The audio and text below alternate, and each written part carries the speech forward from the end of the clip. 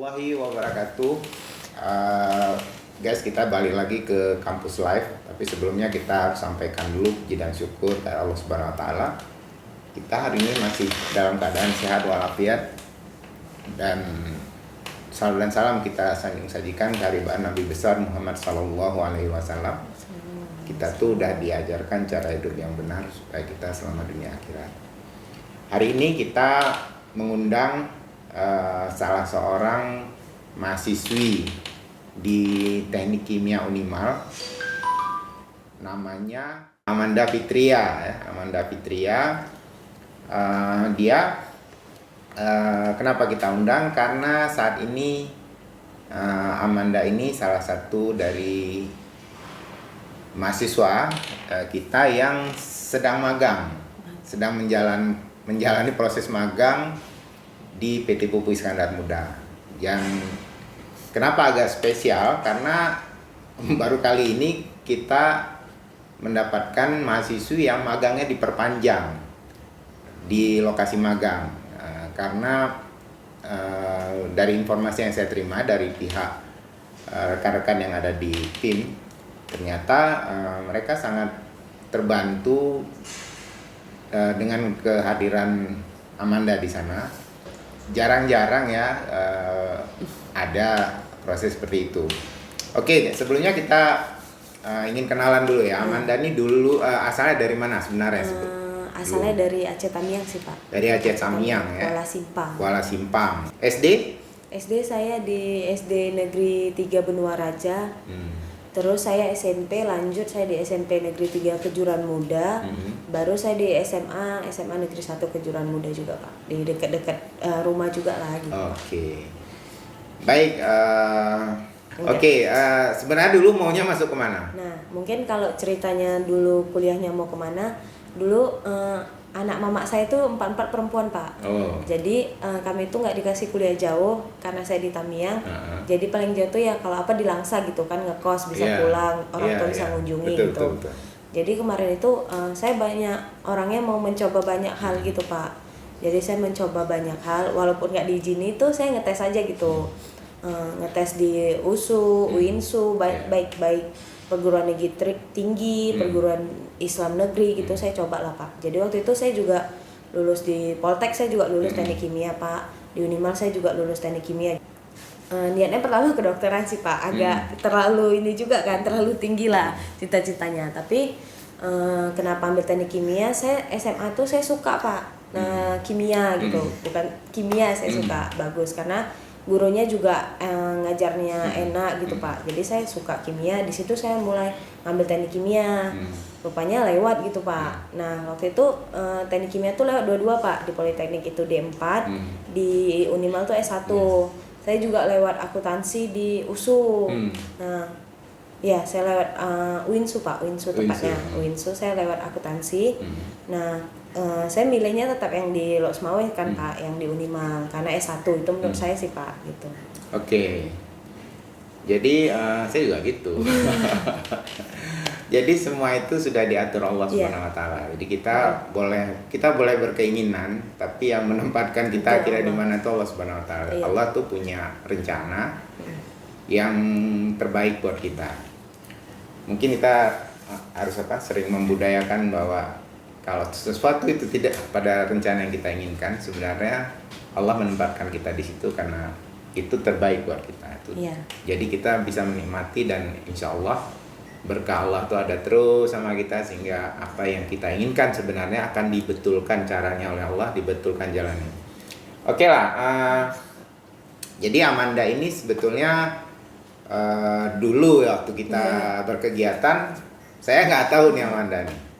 Dulu kita di Teknik Kimia Universitas Malikusara ini sering buat kegiatan-kegiatan yang menggunakan MC yang bagus-bagus dulu. Ada Retno dulu ya, ada Kak Ajija, siapa lagi? Kak Lia Sabrina. Lia Sabrina ya, terus Ajija ya. Kak Ajija. Ya. Jadi seiring dengan mereka sudah mau berakhir kuliahnya, maka perlu MC yang baru. Jadi waktu itu Jija itu mengarahkan ke Amanda. Jadi Manda ini mulai aktif, dan alhamdulillah selama kita berkegiatan Amanda bisa menjalankan tugas dengan baik, termasuk sebagai moderator ya, pengatur acara pada saat kita mengadakan plan design competition tingkat nasional dulu. Dan alhamdulillah dengan para juri semua situasi yang di luar rencana bisa diatasi oleh Manda nih. Oke. Jadi itu yang saya dalam ingatan saya itu yang paling kuat yang bisa saya ingat tentang Amanda. Nah, sekarang mengenai magang ya. Jadi ini program Kampus Merdeka ya, magangnya ya. Tapi kami ya program Kampus Merdeka Pak, cuman kami langsung yang bukan magang yang di Kampus Merdeka, tapi yang di PMMB, program mahasiswa magang bersertifikat, bukan yang dari Kampus Merdeka Pak, memang programnya udah ada sebelum Kampus Merdeka. Oke. PMMB itu lebih dulu ya? Sebelum Kampus Merdeka Pak. Iya, oke. Jadi dari program PMMB itu, kalau boleh saya tanya nih ya, sebenarnya kalau tidak mendaftar tentu tidak ikut ya. Iya, tidak ikut. Kalau mendaftar, apakah target kita, industri yang mau kita masuk itu kita yang tentukan atau kita didistribusi oleh penyelenggara magang, kamu di sana gimana? Jadi sistemnya gini Pak, pertama itu kita daftar dulu di kampus. Oh ini ada daftar, ada seleksi juga di kampus Pak, baik dari administrasi kita, wawancara juga kita siap nggak ditempatkan dimanapun. Nah baru dari sesi itu nanti ada, dia bukan pemilihan industri sih Pak, tepatnya dia pemilihan daerah yang kita mau magang. Jadi mungkin waktu itu cuman kami dikasih waktu kurang lebih 2 jam gitu untuk milih. Nah di situ nanti ada buka daftar gitu Pak. Mungkin misalnya teknik kimia tuh di lokasi mana aja. Nah cara kami tuh untuk tahu oh ini lokasi ini ada buka, itu kami searching gitu Pak. Di lokasi ini ada industri apa aja sih gitu. Itu sebelum wawancara udah kita search duluan. Itu setelah dari seleksi administrasi dan wawancara di kampus Pak. Jadi kita pertama seleksi di kampus untuk PMMB-nya sendiri. Setelah lulus, baru kita nentuin tempat kita magang di mana. Dari kampus juga gitu. Nah, jadi setelah saya lulus waktu itu, saya juga milih tempat waktu itu Pak. Nah, kebetulan waktu itu PMMB batch 1 tahun 2022 itu dibuka cuman untuk teknik kimia ya Pak. Itu di daerah Jakarta Timur, Jakarta Selatan, Jakarta Pusat, habis itu Riau. Riau dan juga ada yang di Bekasi. Terus di situ saya searching Pak. Berarti kalau di Riau itu cuma ada yang di Rokan, Pertamina Rokan. Selebihnya tuh yang di Jakarta Timur. Jakarta tuh kan banyak kan Pak industri. Nah di situ juga dibilang kotanya Pak. Di beberapa kota yang lain itu cuman 2 Pak, 2 atau 1 gitu. Sementara di Jakarta Timur itu banyak 12 gitu. Nah kebetulan tuh teknik kimia juga banyak yang lulus Pak, dan memang setiap tahun tuh teknik kimia banyak tuh yang lulus kalau mengenai magang. Nah itu jadi saya dan teman-teman tuh milih di Jakarta Timur karena kotanya juga lebih besar gitu, jadi peluang untuk lewat tuh menurut saya lebih besar gitu Pak. Nah udah, lalu saya lewat di situ Pak. Pengumumannya cukup lama sih Pak, nunggu ke pengumuman cukup lama. Waktu itu alhamdulillah saya lulusnya di Pupuk Indonesia. Nah setelah saya lulus di Pupuk Indonesia tuh juga masih lama kan, jadi saya pikir tuh saya ditempatkan di Jakarta Pak. Nah waktu itu ya saya juga semester 7 waktu itu Pak, saya udah KP, jadi mesti banyak nih hal yang mau dikejar gitu kan. Targetnya tuh selain bukan magang, ada juga Pak waktu itu ya target dari awal ya kita pingin kumlot gitu kan Pak. Target kumlot, jadi asisten waktu itu. Nah terus nggak jadi. Iya, terus nggak jadi gitu. Nah waktu dia itu udah mendaftar jadi asisten saya. Udah lulus gitu Pak. Pula magang. Pala kali itu. Saya bilang kalau saya ditanya saya mau ambil aslabnya dulu gitu Pak, baru magang. Karena magangnya mungkin saya setelah jadi aslab saya bisa magang gitu. Saya mau mencoba semua kesempatan itu Pak. Karena menurut saya itu menarik gitu Pak. Jadi ya udahlah kami mencoba karena hari terakhir. Padahal kalau ditanya saya pingin jadi asisten dulu Pak. Jadi saya dapat kesempatan jadi asisten, saya dapat magangnya kayak gitu Pak. Karena saya pingin mencoba semua hal itu kan Pak. Ya udahlah, rupanya jalannya saya magang, ya udah saya magang gitu Pak. Dan alhamdulillahnya ya Pak, saya pikir saya tuh di Jakarta gitu kan Pak. Jadi saya harus nyiapin penelitian saya lah minimal. Jadi waktu itu kawan-kawan tuh udah pada pergi Pak. Saya belum dikabari lebih lanjut dari email, waktu itu ada dikabari dari email. Ada wawancara juga dari seleksi dari Pupuk Indonesianya. Nah di Pupuk Indonesianya itu seleksi wawancaranya ditanyanya lagi apa, sibuk apa, kegiatannya, penelitiannya, skripsinya gimana, di kampus ngapain aja, kayak gitulah Pak, kegiatan apa aja. Dari Meet waktu itu. Dari Zoom. Oh, Zoom dengan pihak Pupuk Indonesianya. Pupuk Indonesia. Langsung. Langsung. Langsung PIC yang menanggungi kami Pak, magangnya gitu Pak.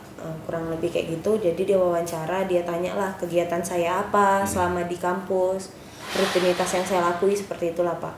Dan dia juga menanyakan terkait tugas akhir, penelitian seperti itulah Pak. Jadi setelah itu dia bilang dia akan mengabari seminggu Pak, seminggu setelah hasil wawancara itu. Nah waktu itu belum ada dikabari, bahkan seminggu lebih gitu. Dan saya pikir oh ya udah saya fokus dulu nih ke penelitian. Jadi minimal saya pergi itu penelitian saya udah siap Pak. Jadi saya tinggal TGA lah, karena kon TGA saya juga beberapa ada yang magang seperti itu Pak. Jadi saya mikir oh ya udah saya siapin penelitian saya waktu itu, dan alhamdulillah siap. Saya juga waktu itu pindah kos, jadi banyak beberapa kegiatan saya siapin dulu Pak.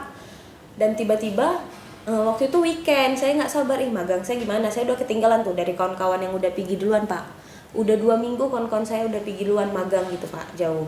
Di Jakarta juga, saya belum ada nih. Dan saya waktu itu memang kayaknya saya fokus penelitian dulu lah gitu, karena saya pasti nanti tinggal dihubungi gitu mikirnya. Satu-satu saya kerjain. Waktu itu saya udah siap semua, saya sudah pindah kos, sudah selesai penelitian gitu.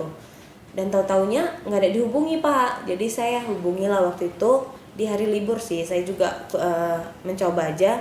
Dan kata beliau dialihkan Pak di PIM. Itulah saya senang kali gitu kan Pak. Maksudnya di saat saya lagi stres ngerjain ini kayak mana TGA gitu. Alhamdulillahnya itulah saya percaya jalan Tuhan itu kayak gitu Pak. Jalan Allah tuh ngasih saya keringanan lewat. Padahal awalnya diuji dengan kawan-kawan udah, saya belum gitu ya, kecewa gitu. Apalagi penelitian saya kan waktu itu saya juga ngejar gitu. Jadi kayak memang saya harus ngejar gitulah Pak.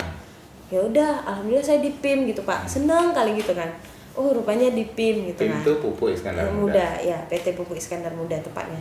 Gitu. Dan dia terkejut. Karena yang dari sebelumnya yang anak PMMB di PIM itu udah tinggal masuk aja Pak, udah mau masuk jadwalnya udah ada. Saya tuh anak telat gitu, jadi saya dipikir bukan rombongan yang sebelumnya. Bukan, karena saya memang lewatnya di Pupuk Indonesia, itulah Pak. Jadi seakan-akan saya ini anak titipan dari Pupuk Indonesia kayak gitu Pak. Nah itu saya ngerasa saya selalu dapat keberuntungan itu Pak. Saya percaya saya punya hoki lah Pak, hoki yang baik gitu menurut saya. Bukan. Kalau hoki itu kan entah dari mana hoki itu kan, itu dari Tuhan, Tuhan. Jadi kalau memang kita nggak pernah niat busuk sama orang, masalah ingin mempermudah urusan orang yang sama kita, insya Allah akan memudahkan urusan. Jadi saya nggak kurang setuju dengan kata-kata hoki. Itu berkah, rahmat. Ya, ada juga yang pernah bilang gini, itu bukan keberuntungan gitu, mungkin itu hasil dari yang udah pernah Manda lewati di belakang, yang Manda nggak sadar itu hasil dari yang udah Manda peroleh gitu Pak. Itu ada yang bilang ke saya kayak gitu Pak. Jadi ya, tapi saya ngerasa Allah tuh selalu bantu saya gitu Pak. Mulai dari saya dipindahkan ke PIM. Nah ini berlangsung lagi Pak ke tahap selanjutnya gitu.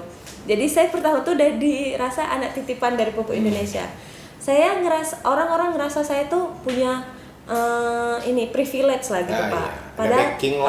Padahal itu menurut saya ada juga backingnya Allah Subhanahu Wa Taala. Itu privilege itu dari Allah gitu, dan orang mikirnya itu dari si Polan lah si ini, padahal enggak. Itu memang pure jalan gitu aja Pak.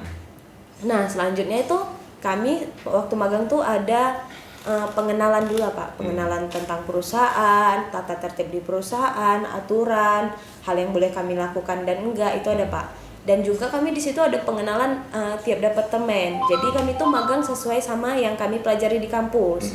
Nah, senang kali saya dengar kabarnya. Saya malah takut kalau tiba-tiba Pak ini dipercepat aja, bikin boring. Jadi saya kabarkan itu ke Kajur, ke Kaprodi, izin anak kita ingin diperpanjang karena kalian MK udah habis kan juga kan. Udah habis ya, diperpanjang magang, berarti kan itu positif buat kampus bahwa produk kita itu ternyata disukai oleh industri. Itu inti poinnya. Terus diperpanjang sampai bulan berapa? Perpanjangnya per 3 bulan sih Pak. Jadi per 3 bulan. Jadi ini dipanjang sampai bulan 12. Nah waktu itu saya kenapa juga ngerasa saya harus melakukan hal yang terbaik, itu Bapak juga gitu. Kan Bapak yang bilang kalau kita tuh harus nunjukin lah kalau kita tuh memang yang terbaik gitu. Nah saya juga mau menunjukkan kalau teknik kimia Unimal tuh kayak gini loh gitu Pak. Nah komunikasi dengan orang, di situ saya mulai kayak oke, saya juga harus menyesuaikan diri seperti itu sih Pak gitu. Itu tapi kalau saya perhatikan kembali ke personalnya sebenarnya, karena tidak semua anak sama kayak kamu. Jadi alhamdulillah kamu mendapatkan pendidikan di rumah dengan baik dari orang tua, sehingga pada saat di kampus pun kamu bagus berkomunikasi, attitude-nya bagus. Itu juga berdampak pada saat kamu sedang magang. Nggak semua kayak gitu. Iya sih Pak, itu alhamdulillahnya sih Pak gitu, alhamdulillahnya. Jadi ini diperpanjang sampai bulan 12? Sampai bulan 12 Pak. Oke. Sampai bulan 12. Bahkan saya bisa sharing TGA saya Pak gitu. Iya, mereka membantu gitu kayak mana gitu. Mereka membantu lah Pak, membantu untuk itu gitu Pak. Harapan kita juga gitu, dengan misalnya kamu sedang buat tugas akhir tapi sedang di pabrik, itu desainnya nanti akan masuk akal semua. Kan kita kalau di kampus ini walaupun kita belajar kan secara teoritis, kita aspek aplikasinya nanti seperti apa, resiko-resiko, habis itu kenapa pemilihan alat itu mereka tentu lebih paham ya. Bagus sekali itu. Terus kan kamu bertiga kalau tugas akhir tuh. Teman-teman kamu gimana jadinya? Nah waktu itu teman saya juga magang Pak, salah satu teman saya. Sama-sama magang juga di situ juga? Enggak, hari magangnya di Pertamina Pak. Dia di lab dan waktu itu ketika saya selesai sebelum diperpanjang, dia udah balik kemari Pak.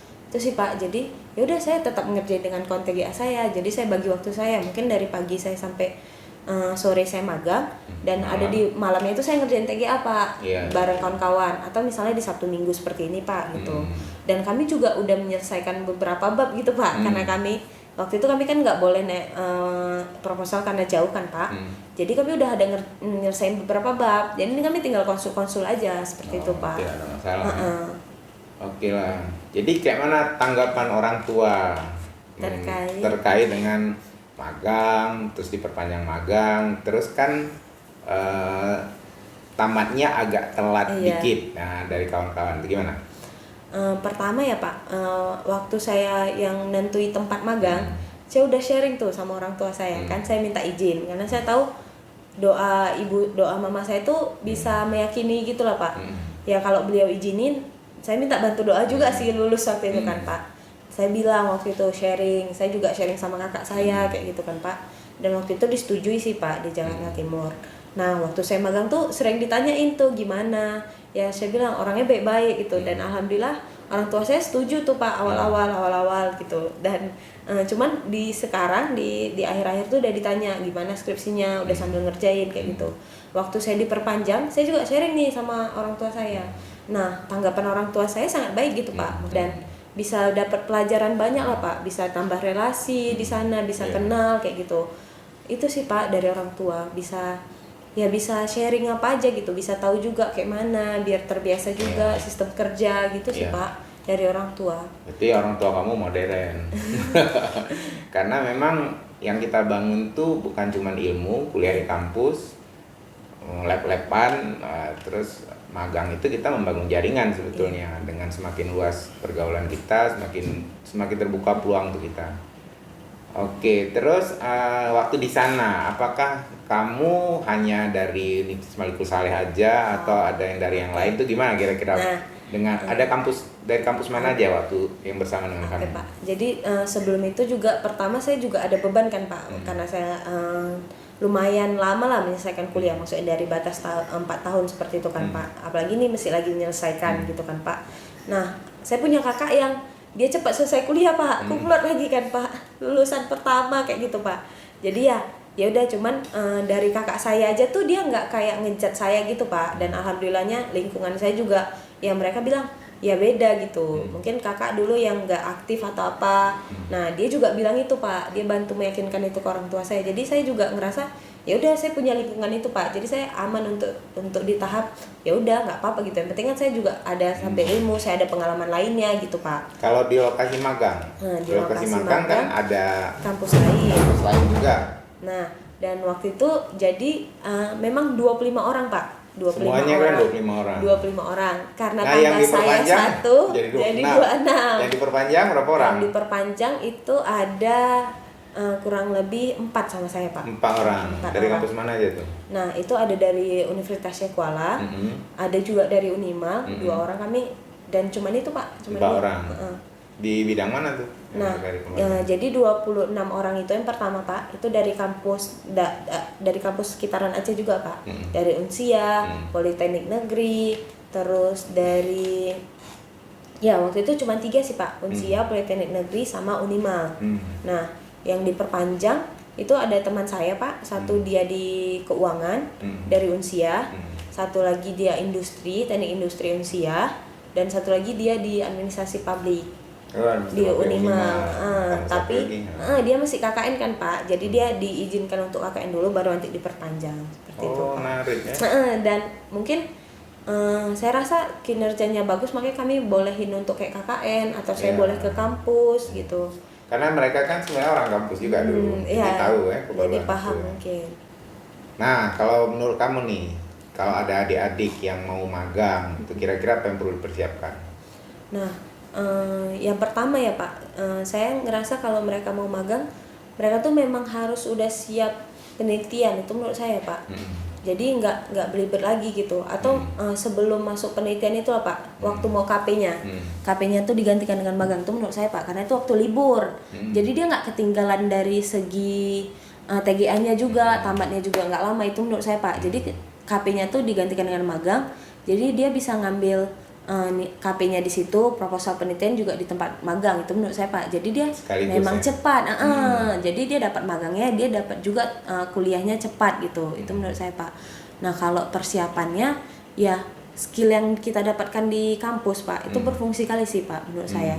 Lebih dari itu ya kayak teori-teori dasar itu yang memang harus kita tingkatkan. Misalnya kayak hukum Archimedes, hukum Bernoulli dan sebagainya, itu memang hal dasar itu kita perlukan gitu Pak. Nanti di pipa, di pompa, suction discharge kayak itu diperlukan lah Pak.